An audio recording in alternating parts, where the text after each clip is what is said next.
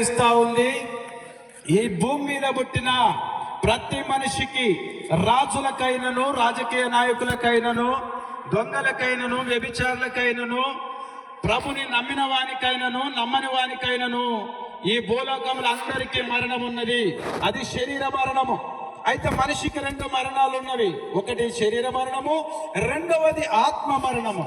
అందుకనే దేవుని లేఖనం అంటా ఉంది, మనిషిగా పుట్టిన ప్రతి వాడు కూడా మరణిస్తాడు.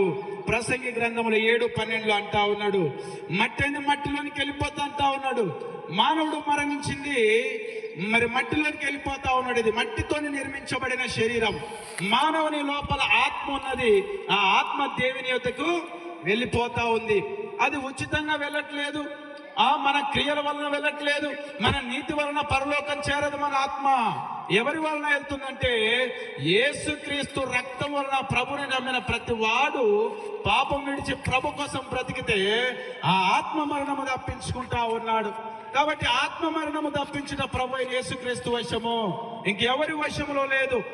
ఈ వింటున్నావేమో, గోడల చాటుకుంటేనే, చెట్ల చాటుకుంటేనే, ఎక్కడ నువ్వు వింటున్నావో సహోదరుడా, ఈ యొక్క మధ్యాహ్న కాల సమయంలో ఈ ఎండలో ఈ వాక్యాన్ని ప్రకటిస్తున్న మీకోసమే దేవుడు పంపించిండు. ఎందుకంటే ఈ మరణము ఒక్క క్షణములో కలుగుతుంది. ఈ మరణానికి నొప్పి తెలియదు ఏ మానవునికి కూడా.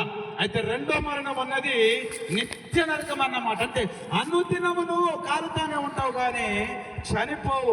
అగ్ని ఆరదు, పురుగు చావదు. పురుగులు కరుస్తూ ఉంటాయి. నీ నవరంధ్రాలకి వెళ్ళి పురుగులు వెళ్తా ఉంటాయి, నిన్ను పీక్క తింటా ఉంటాయి, కానీ నీకు మరణము రాదు. ఆ రెండవ మరణము తప్పించుటకు యేసుక్రీస్తు వచ్చినాడు. ఇప్పుడు మట్టి మట్టిలోనికి వెళ్తా ఉంది. ఆత్మ దేవుని యొద్దకు వెళ్ళాలంటే నీకు రక్షణ అవసరము, యేసుక్రీస్తు అవసరము. యేసు రక్తము ప్రతి పాపము కడుగునంటా ఉన్నాడు. కాబట్టి బట్టలకు మురికి వాళ్ళని సబ్బు వాడుతూ ఉన్నావు,